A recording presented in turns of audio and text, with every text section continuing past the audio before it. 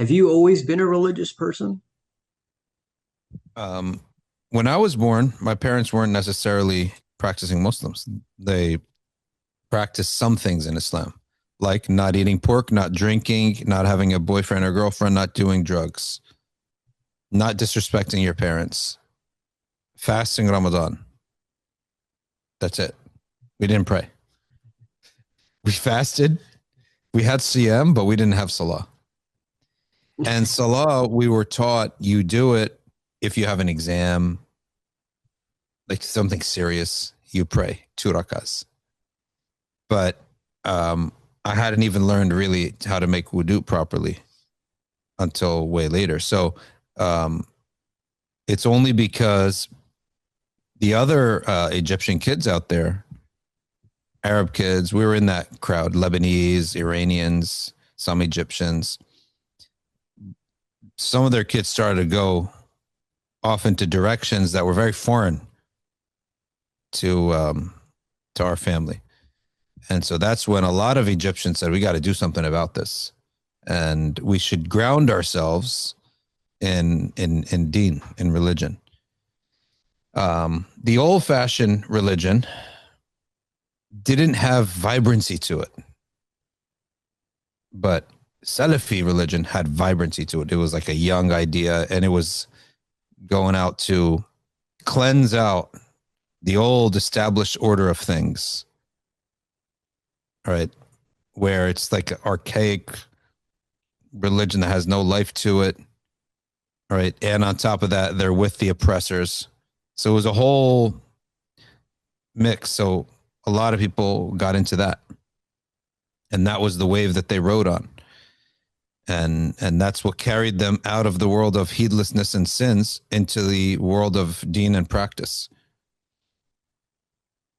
What made you religious, though? Was it just that transformation in the Egyptian community, or you had just a personal feeling of, I want to No, keep true to the I faith? loved it. I liked it from the well in the start. I didn't like it. In the beginning, I didn't like it. So I'm talking sixth grade and seventh grade. I didn't like it. Um, I didn't, and I thought it was a bit odd. And a lot of the environments they were poor. The people were poor. The masjids were run down. The followers were poor, and that was something that was new to me. I never. It's not like we were raised to hate poor people, but when you're raised up and you're always around doctors and that crowd of people, to actually become to befriend someone faqir, it's not part of the culture that you're used to. So I was like, this was odd, right? And little apartments in Brooklyn, New York, and people don't speak good English. And the generation that my parents came were all professionals. They were all professionals working in hospitals and chemical companies and stuff like that. But I can't remember when it began to flip. But when you're 6 and 7 years old, you flip sixth and seventh grade, you flip easily. You just have to be around some cool kids and your opinions start to change. And so I began to like it. And my mom was always very happy whenever I choose to go to the masjid. Even she hardly went to the masjid at that age. She hardly used to go. She started going later, but she was happy that I would go. And so the fitra kicks in. The fitra of a person is you love what makes your parents happy, right? So that fitra kicked in, and I loved going. I started to go, and little by little, the stories of the prophets. You learn one, you learn another one, you learn another one. Now you know stuff. Then you memorize a small surah of Quran, another one, another one. You don't really know how to read Quran. Then Sheikh Muhammad Jibreel came and he taught us tajweed.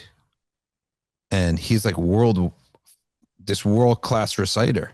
And now I'm like, I learned from one of the greats of the Ummah, Muhammad Jibreel. Then my parents went on Hajj. I wanted to go so bad, I went with them on Hajj. You see the whole Ummah.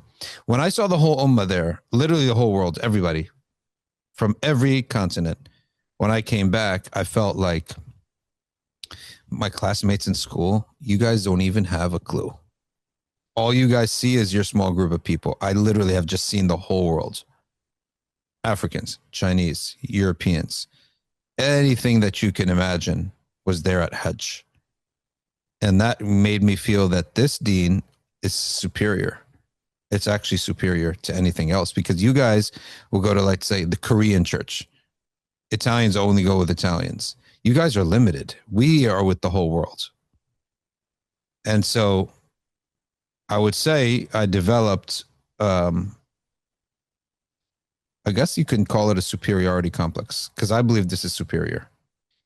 Um, You're so nonchalant the way you say things, and I think that is your cool factor. And I'm not saying that to be cheesy. I yeah. was really thinking about it that you make faith seem cool. Sometimes it just doesn't feel cool to be religious. And I know that sounds shallow, but you alluded to it when you were saying earlier um, that when you would go to sort of the masjid and you'd see the Muslim community, it's like it's not attractive, so to speak. You know, maybe Yeah. it's poor, maybe it's kind of shoddy.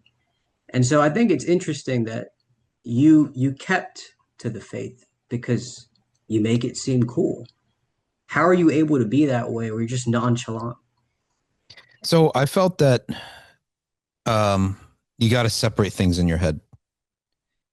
And you can separate things in your head when you've seen a lot of things in the world. So in Mecca, the Masjid al-Haram, Masjid al-Nabawi, this is a gorgeous building, right? So when the first masjid you go to in North America are these janky storefront operations, but that's immediately the connection between that's Islam and this janky operation is broken when I went to Saudi Arabia and you have now the most gorgeous masajid, even outside of Haramain al-Sharifain. So that's broken. So the connection is broken. And that's why I think it's really important for people to try to have an intellect. An intellect is to separate between causation and correlation and to separate within one person. You know, a lot of people who, why they don't follow a religion of their family is the dad was a jerk, right?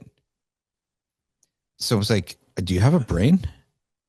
You don't have a brain because your dad is not the symbol of the whole religion. Your dad also has multiple parts to him. He has a good side, he's got a bad side, he's got an angry side, he's got a fun side. So al-aql, brain, is to separate between these things.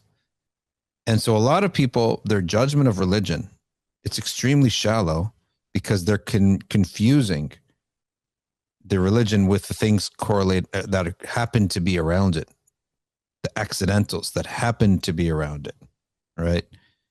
And it's Hajj that made me see, oh, Islam is very vast, way vaster than anything I've seen. And so from that standpoint, you go and you start seeing that what I'm seeing is a sliver. I'm not seeing the whole thing, but I know it's out there. Likewise, there was a book. This was one of the best books for da'wah. It's called Understanding Islam and Muslims. It was like 20 pages, but it was a glossy picture book that brought you pictures of Muslims around the world, and it brought you pictures of Muslim history, Muslim architecture, Muslim inventions, Muslim script, how the Quran is written, the diversity of images you would see in Islam, and geographies that exist in our ummah. And then you ask, oh, this is a humongous thing. Like we are just like part of it, a small part of it. But this deen is a humongous thing that is in West Africa and in China and in Indonesia and in Europe, right? And he got like pictures of Bosnian people and pictures of Gambian or Nigerians and Tajikistanis and Arabs and, you know, and then the architecture, all sorts of different images of architecture styles. So you then, when you go into a janky little operation that smells like feet, you realize this doesn't symbolize Islam. This is just one group of people who happen to not have resources. And Yeah. that and a lot of foolish people, misguided and stupid, they say, "Oh, this is Islam." It's like what kind of um, data set are you using to make a judgment on everybody? Yeah. So That's a really that's good why it was important. distinguish. Yep. Thank you for sharing that. It makes me think also when I was younger, I remember the first time I went to Istanbul and I saw the Blue Mosque. It had a similar effect on me as Hajj did with you. Like, wow, it's not janky. It's Mm-hmm. actually something really impressive. It's a part of our history. And so it reminds me of something that Kant had said actually, where he says that the appearance of a thing is just as important as the contents of it. But as you said, you got to be able to distinguish between the two. You Mm-hmm. can't just equate them. That's extremely important. That's why appearance is it's extremely important, and it's the lesser of two between appearance and form and substance. Substance is what's more important, but appearance is your advertisement. And sometimes Allah tests you by giving you the thing packaged in a bad appearance. That's a test. And not only is it a test, sometimes it's better for you. So there was a study done on university students who advanced and university students who didn't. And they came that there's only one factor that really mattered, which was an amazing factor nobody ever thought of. When the campus was bland and boring, the kids wanted to finish up quickly and leave, and they had no distractions. But when the campus was gorgeous, the brand name of the university, the prestige of the university was up and high. The kids went to college feeling they have arrived. So if you feel I made it, then you stop thinking, and now I'm going to enjoy my next 4 years and maybe 5 years. You stop thinking about your future as much. You stop fighting for your future as much. But when you go to a um, no name operation, when you go to a very bland, boring, and maybe even difficult student life, you don't think about now. All you think about is let me get what I need and get out of here. And in fact, that's the best for you.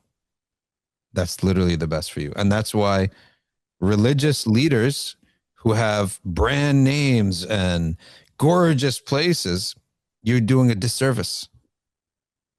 You're actually distracting the student. Now he feels, oh, I'm here, everyone. I made it. And let me text all my friends and show them. So that's taking up time and energy and attention. Therefore, it's not going into the actual beneficial stuff. And if you notice, there are Darulums all over the world. They never fail to produce a product. Say about it all the negatives you want to say, that they're socially inept or awkward or they're unaware of things and all they know is two things. But they know those two things very well. They know the Hanafi fiqh and they memorize the Quran, right? They always produce because these people do not care about the frills. So the student goes in and he has there's nothing to be distracted with. He goes in, boom, and he's toughened up because his Darul Uloom is not a pretty place. You'll never go to one that say, "Oh, this is aesthetics. An artist made this," right? You'll never go to one that says that has that, right? So there's nothing for him to look at. He goes, he focuses on the studies, and through that environment is taught not to be superficial. And his sheikh is sitting there. There's like a breadcrumb in his beard and a chai stain on his thobe, and that's the sheikh, right?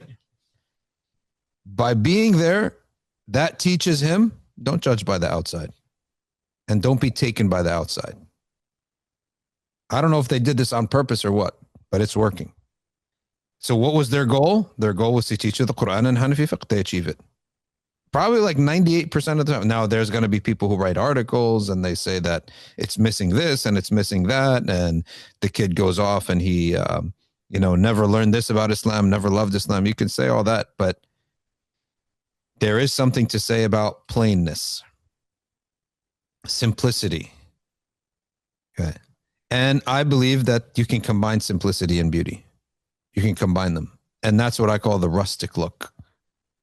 Mm. It's the old, like imagine an old Italian fortress that's like walls are crumbling, but it's got its own beauty to it. But it's rustic. We're not trying to be cute here. You produce the best results because you eliminate distractions.